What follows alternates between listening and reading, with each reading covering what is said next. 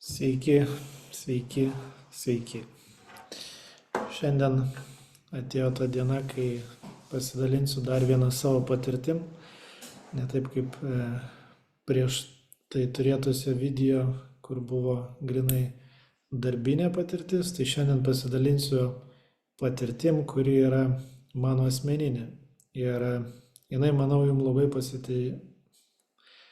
labai daug naudos duos jums dėl to, kad kai jūs norite čia kažką pirkti, tai dažnas klausimas yra, kaip tai nuomotųsi.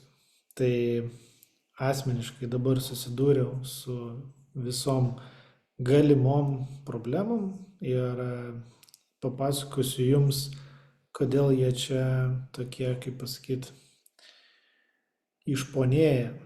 Tai esmė yra tokia, kad keletas dalykų, ką norėsiu su jumis pasidalinti, tai ilgalaikė nuoma, trumpalaikė nuoma, kiek maždaug tai procentų sudaro ir kokie būstai yra, kokie miesteliai yra, kur galima būtų kreipti dėmesį. Tai ir koks trūkumas yra, dėl ko jie visi tuo naudojasi. Tai esminis dalykas yra, šiai dienai aš pats ieškau 2, gal jeigu šiais 3 kambarių būtų, kur būtų maždaug mėnesinis įnašas pačiam nuomotojui apie 2000 eurų. Tai sėdėjau dar su savo kolegiam, kurios irgi užsiema nuoma jau ne pirmus metus, tai aš tiesiog paklausiau, kokia yra vidutinė nuomos kaina, šiaip žiūrint, čia vat, kur aš gyvenu, šalia Puerto Banuso, New Andaluzijai, kokių daugiausiai klientų yra ir kokie būtai labiausiai stovi ir kokie būtai turi didžiausią potencialą. Tai mano nuostabai atsitiko toks įdomus dalykas, kad aš taip pradėjau važinėti vieną į kitą butą, žiūrėti ir žiūriu, kad iš tikrųjų tas 2200, gal netgi sakyčiau, tas mažiau 2000, tokie būtai, kurie tokie jau, bet nežiūrint į tai, tie būtai vis tiek turi kainą. Tai kad suprast, apie ką aš šneku, tai yra taip. Kad pavyzdžiui, už 1000 eurų išsinuomoti ką nors, tai neįsivaizduojat, kokio tragiškumo būtas. Tai vienas dalykas. Antras dalykas, galit net ne būtą išsinuomoti vieno kambario, o kambarį 3 kambarių bute, kas buvo man kovo 2 dieną, kai aš čia atvažiavau. Tai ačiū Dievui, kad mano kompanijos draugai padėjo man susirasti būstą, nes būčiau turbūt gyvenęs kaip studentavimo laikais. Tokia yra realybė. Tai dabar, kai nori atvažiuoti su šeima, tai situacija kitokia ir tikrai turi būti atskiras butas, 2-3 miegamieji. Ir 2000 tai yra tokia visiškai ribų riba. Ir aš taip, žiūrėdamas dažniausiai su žmonėmis, kurie nori kažką nusipirkti, tai gaudavosi tokia situacija, kad mes ir norim panuomoti, ir norim nusipirkti savo.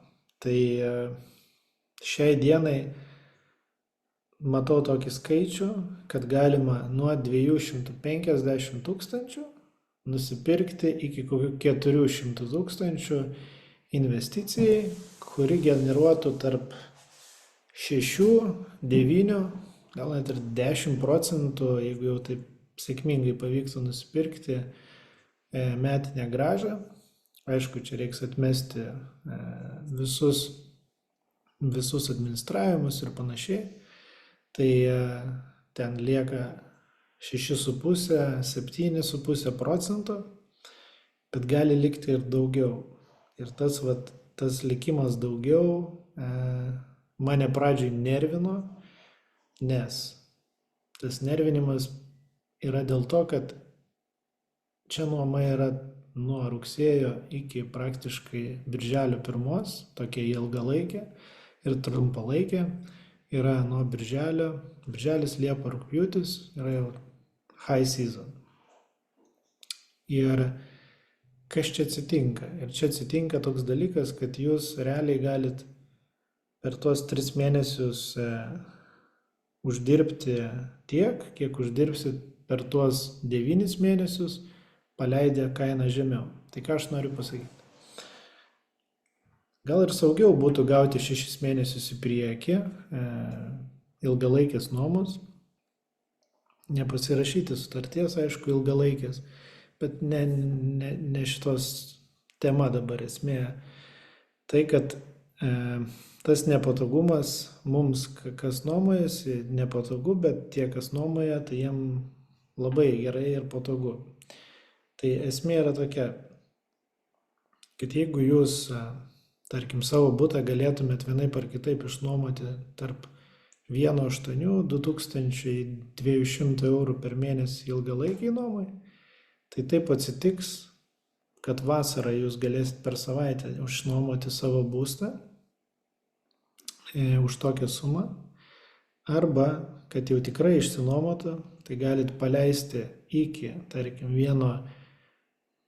aš jau čia labai pesimistiškai žiūriu, nes turiu čia nusibraižęs tokį, tarkim, verslo planiuką, kurį galiu papasakoti jums. Tai jeigu mes nusipirktume kažkokį būstą už 250 000, susimokėtumėm valstybei mokesčius, tai pridedam ten 10%, maksimaliai, gal ten 11%.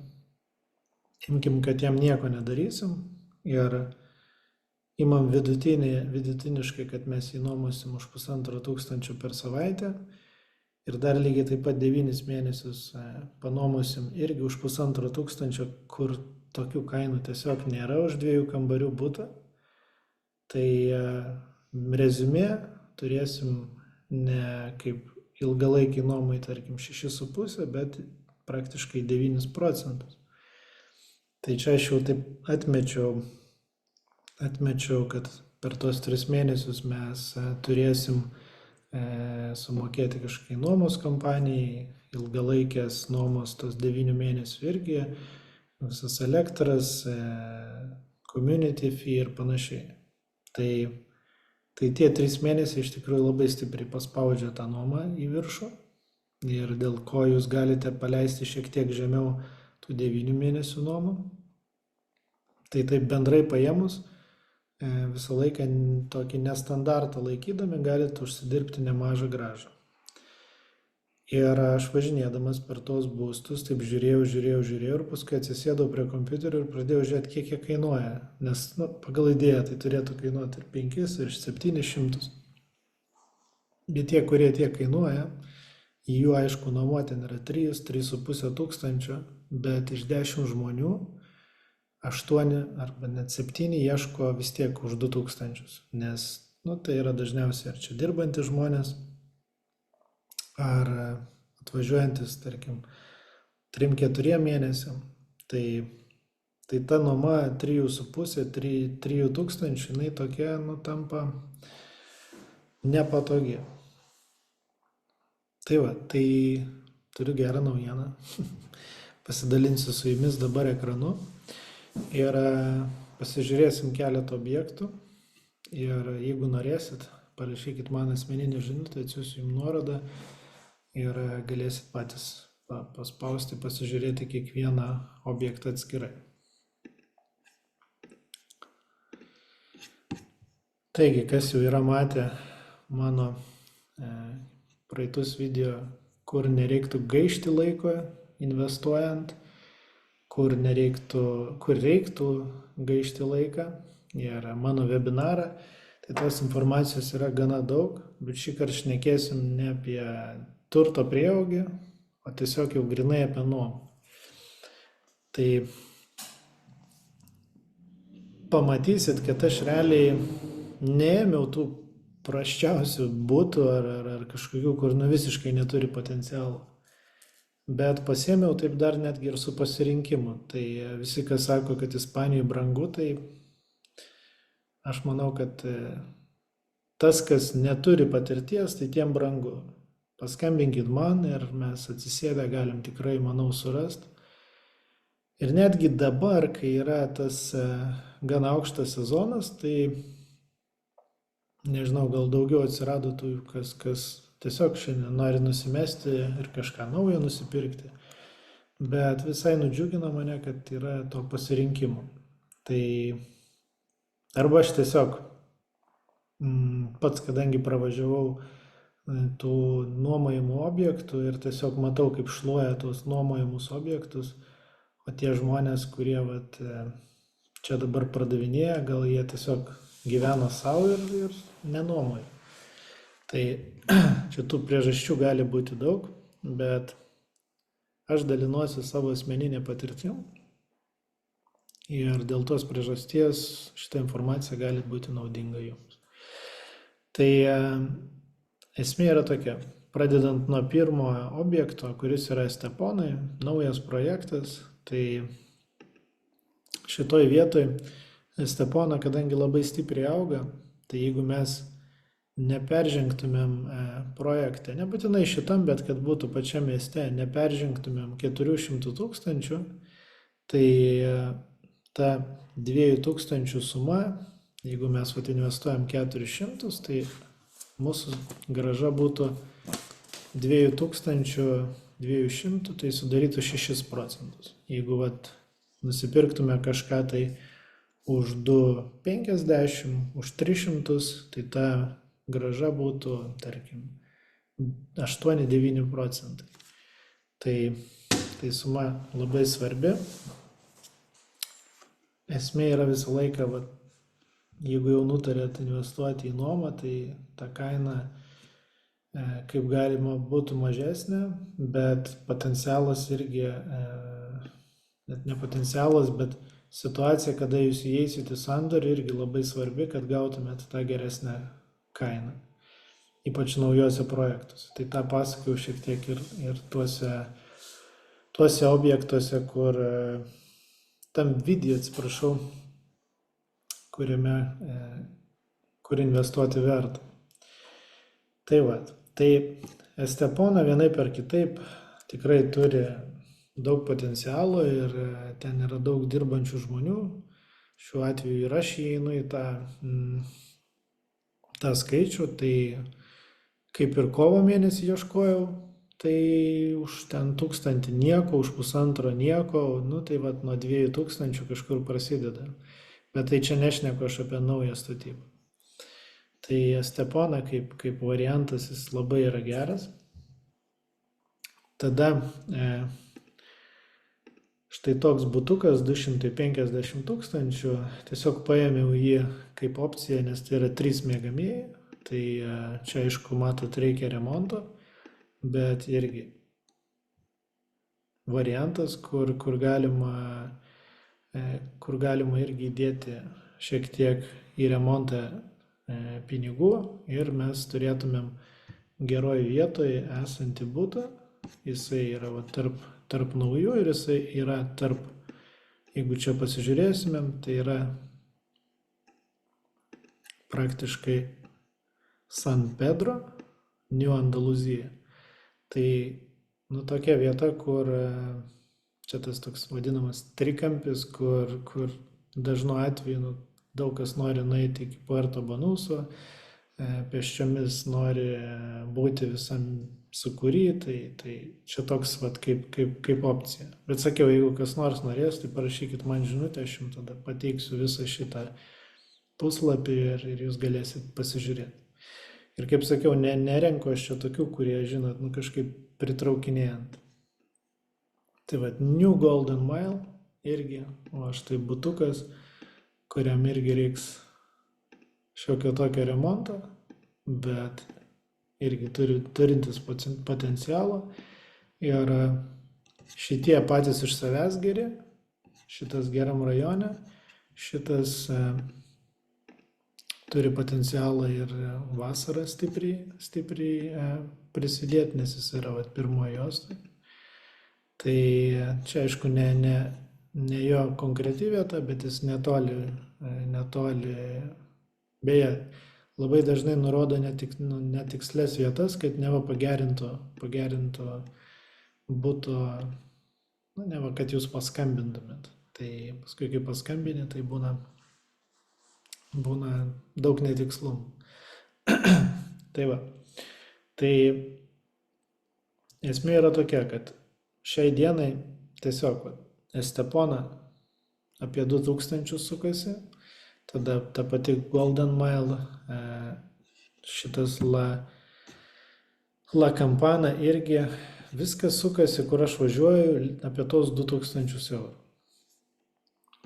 Dabar turim Benahavis. Tai Benahavis šiaip yra gan aukštai kalnuose, toli nuo jūros, bet tai yra gastronomijos toksai 53 restoranai, gal ten keičiasi plius minus vienas ar kitas atsiranda, daugiau ar mažiau, bet tokia gastronomijos miestukas labai gražus ir mūsų, pavyzdžiui, šeimos prioritetas yra būtent ten išsinuomoti.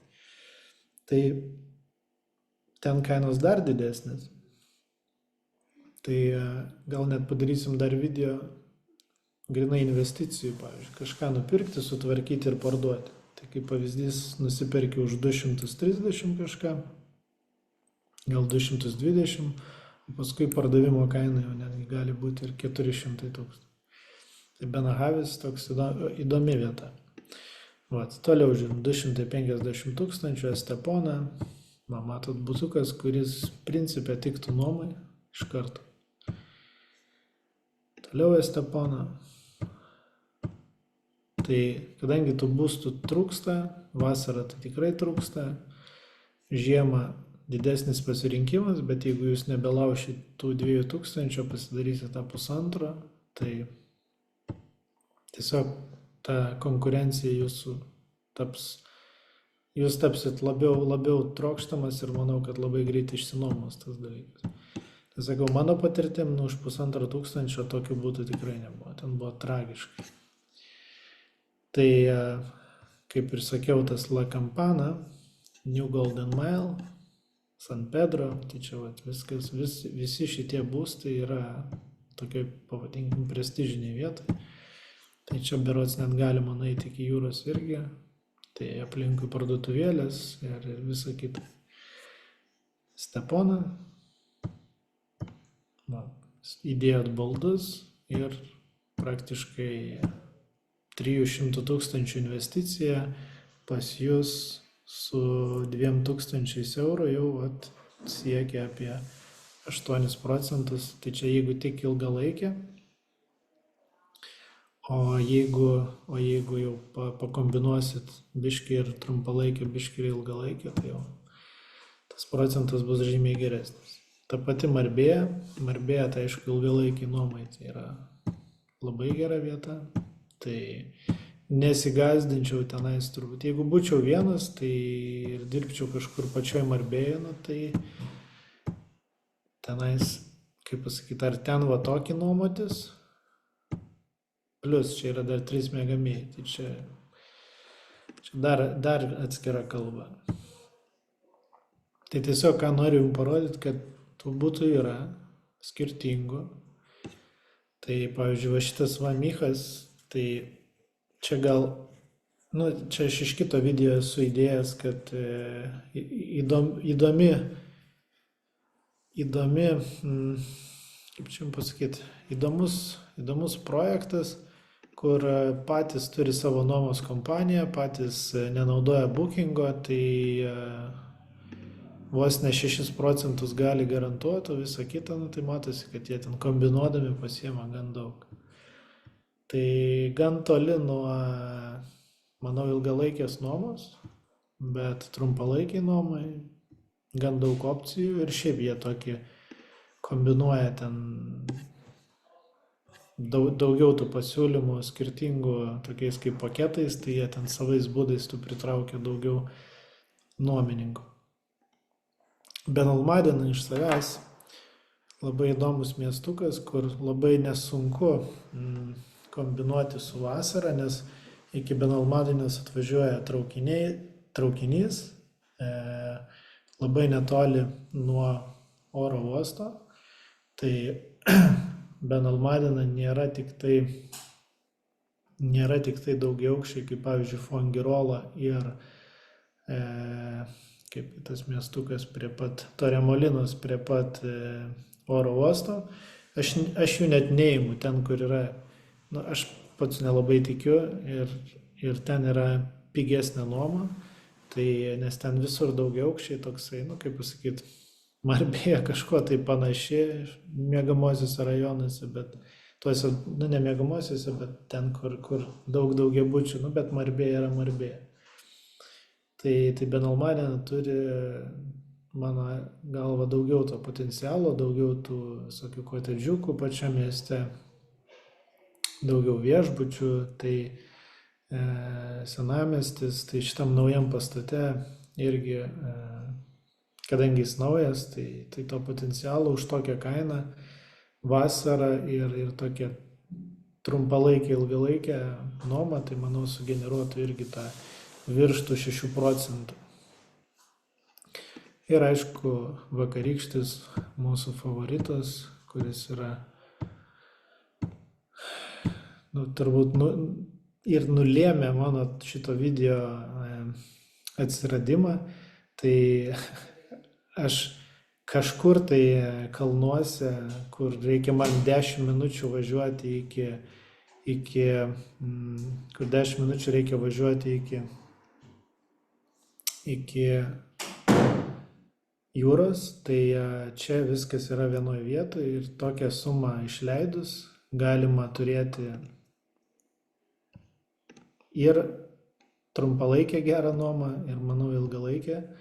Tai ir aš tiesiog žiūrėjau ir negalėjau patikėti, kad toks būtas gali kainuoti štai tiek.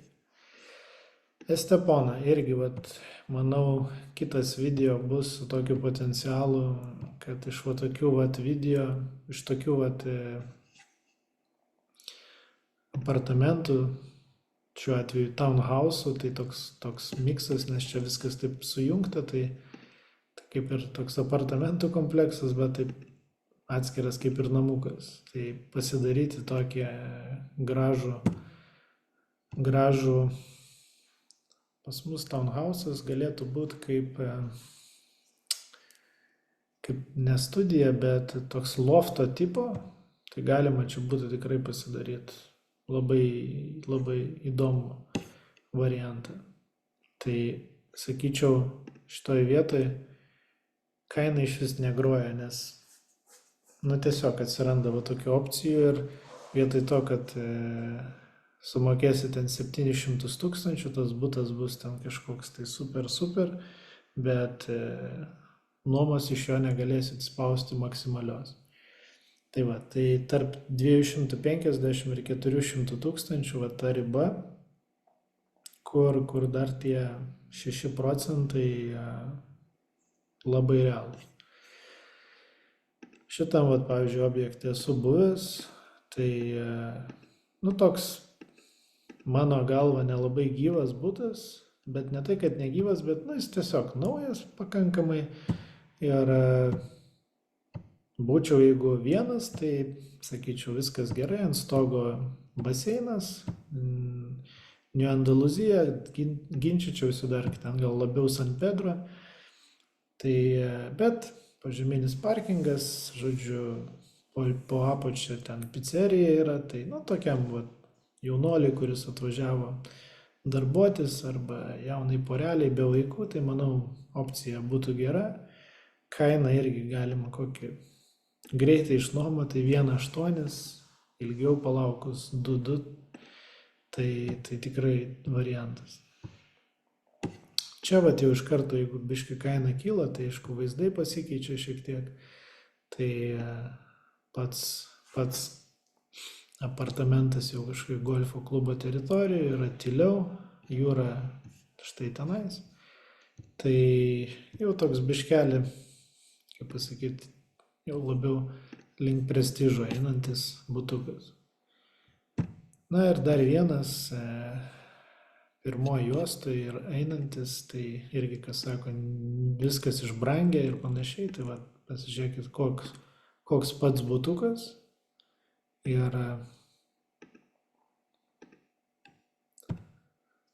virtuviai gal reiktų biškiai atsinaujinti, bet vasarą jisai jums atpirks tikrai nemažai. Tai pakombinuojant su tais 9 mėnesiais, čia irgi labai lengvai 2000 eurų galima už tokį imti ir jūra prie pat. Tai mano asmeninė patirtis yra tokia.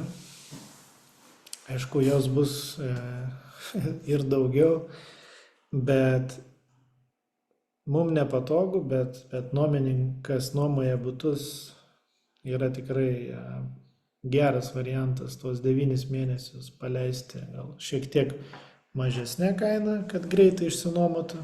Jeigu norite patys atvažiuoti ir nenuomoti, tai vasarą irgi šiai dienai galit nueiti į bookingą, pasižiūrėti, ten praktiškai nėra ką pasirinkti. Esminis klausimas, kurį man labai dažnai užduoda visi klientai, su kuriais dirbu, sako, kodėl čia žmonės moka už tą savaitę 2000 eurų ar 3000 eurų. Ten skirtingais kambariais, jeigu ten žiūrint, ar ten 4 kambarių, ten gali ir net ir 4000 eurų sumokėti. Tai aš vėl galiu savo asmeninę patirtim pasidalinti, kad pavyzdžiui, aš mokėjau, nežinau prieš kiek metų, bet tokiam irgi nemažą pinigų sumą už tą savaitę, tai ten gal 150 eurų už naktį, tai kas čia gaunasi beveik 1000. Tai esmė yra labai paprasta, kad čia nori daug kas atvažiuoti ir su šeima, ir turėti savo apartamentus, nes viešbutį tai tikrai bus brangiau. Kitas dalykas, mažiau vietos. Tada amerikiečiai atskrenda dėl to, kad jau savoje šalyje daug kitų niuansų yra, kad Europai yra saugiau.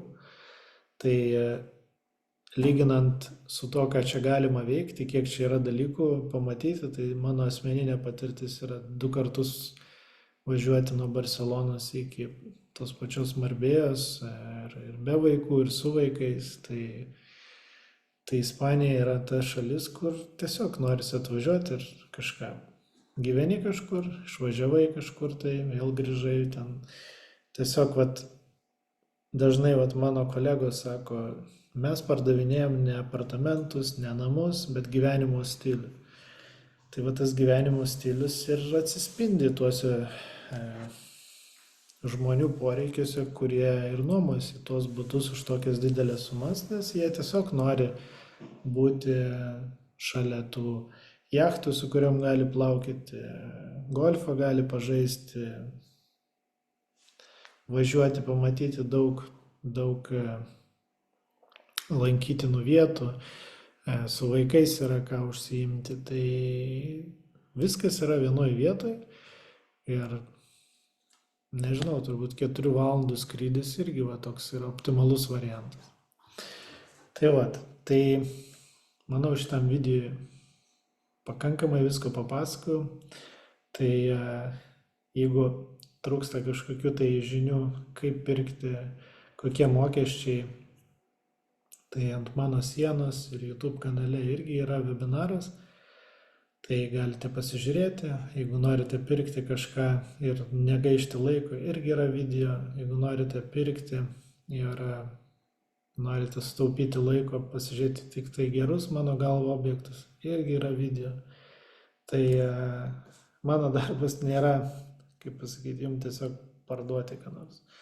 Aš ilgai ieškojau, kuo aš galėčiau išsiskirti iš kitų, tai manau, kad mano darbas ir yra esminis, kad aš pats važiuoju, man pačiam įdomu, aš pats bandau ir dalinuosi savo patirtim.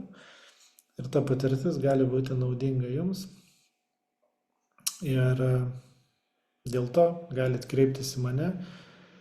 Ir aš jums papasakosiu, kaip iš tikrųjų yra, kokios yra problemos ir su kokiom problemom galite susidurti. Ir vienaip ar kitaip papasakosiu, kaip aš jas sprendžiu.